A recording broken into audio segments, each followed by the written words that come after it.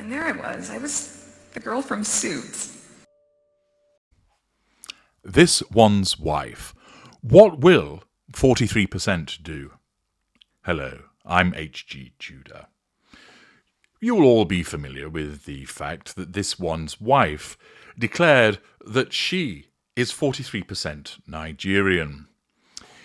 If you remember, she did this on her Archetypes show, letting everybody know that she had 43% Nigerianness within her. This, of course, was part of the chameleon nature of the narcissist to try and take on the character traits of a nation. As many people pointed out, Nigeria isn't an ethnicity. There are different ethnicities within that country. And that caused people to question not only could that be accurate in what she stated, but also where did this actually come from, given that she's claimed Maltese heritage and that one looks at the family tree of her father and her mother, and it doesn't appear to include Nigerian heritage within it.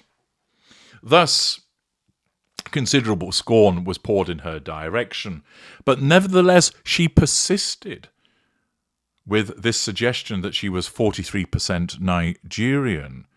Indeed, you might remember that when Harry and this one's wife turned up at the opening of the Invictus Games in Dusseldorf in September 2023, Harry announced, "We're really excited to have new nations join us. Let's hear it for Colombia, Israel, and Nigeria.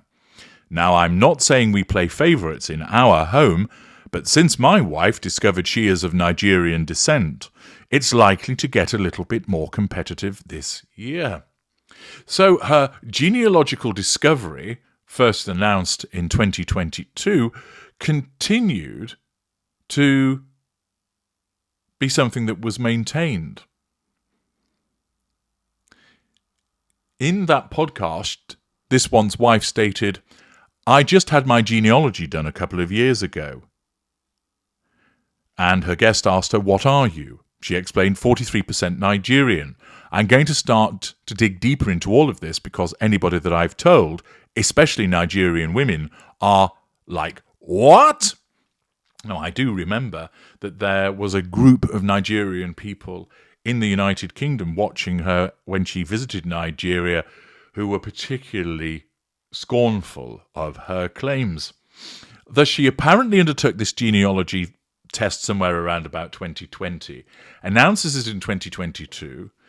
The Ginger Simp announces it again in September 2023. And there's more, as you know. Earlier this year, she actually went to Nigeria. And when she arrived, she announced at an event when she attended a women's event held at the World Trade Organization in the capital, Abuja.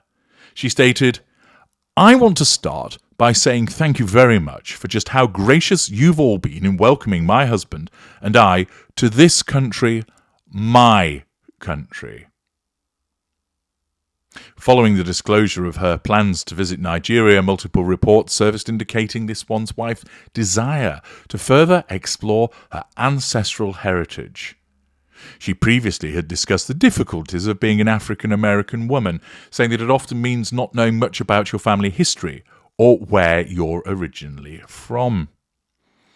Accordingly, she goes to Nigeria, see parts passing for the dissection of that tour, but once again, my country. She's affiliating herself with it, clearly feeling a strong pull for this nation, that she deems that it's part of her. And of course, she told children, "I see myself in all of you," demonstrating once again her beigeness as she issues the word salad and attempts to ingratiate herself with people through her facade management. Thus, this one's wife has very much nailed her colours to the mast in maintaining that she is significantly Nigerian, that she regards it as her country. And therefore you would think that she would be regularly looking at how she might assist Nigeria, how she can capitalise on her Nigerianness, that she would build bridges between her charitable and philanthropic efforts. Presumably she would be making plans to go back to Nigeria. Strange she'd not visited sooner. Well, it doesn't appear to be the case that she's had any plans to return or do anything to assist Nigeria. But surely, as the caring, empathic bananatarian that she is, that must be on her agenda. And surely, as a consequence of recent news provided by the Associated Press, this bleeding heart is going to galvanise herself into action after learning that 29 children may be sentenced to death for protesting against cost of living crisis in Nigeria.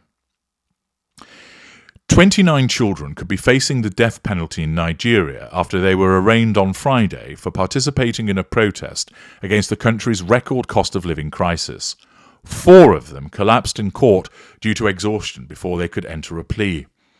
A total of 76 protesters were charged with 10 felony counts, including treason, destruction of property, public disturbance and mutiny, according to the charge sheet seen by the Associated Press.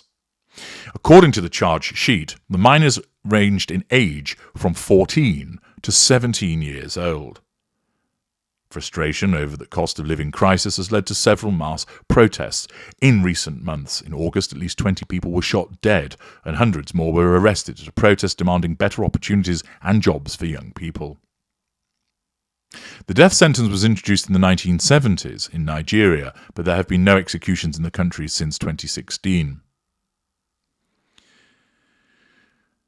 Akintayo Balogun, a private lawyer based in Abuja, said the Child Rights Act does not allow any child to be subject to criminal proceedings and sentenced to death. So taking minors before a federal high court is wrong, except if the government is able to prove that the boys are all above 19 years old, explained the lawyer. A country that has a duty to educate its children will decide to punish those children. These children have been in detention for 90 days without food, explained Marshal Abubakar, counsel to some of the boys. Yemi Molokan, executive director of Enough is Enough, a civil society organisation promoting good governance in Nigeria, said authorities have no business prosecuting children. The Chief Justice of Nigeria should be ashamed. She is a woman and a mother. Despite being one of the top crude oil producers in Africa, Nigeria remains one of the world's poorest countries. Chronic corruption means the lifestyle of its public officials rarely mirrors that of the general population. Medical professionals often strike to protest meagre wages. The country's politicians and lawmakers, often accused of corruption, are some of the best paid in Africa. Even the president's wife, her office nowhere in the constitution, is entitled to SUVs and other luxuries funded by taxpayers. Nigeria's population of over 210 million people, the continent's largest, is also among the hungriest in the world, and the government has struggled to create jobs. The inflation rate is also at a 28-year high, and the local currency is at record lows against the US dollar. Major problems in Nigeria.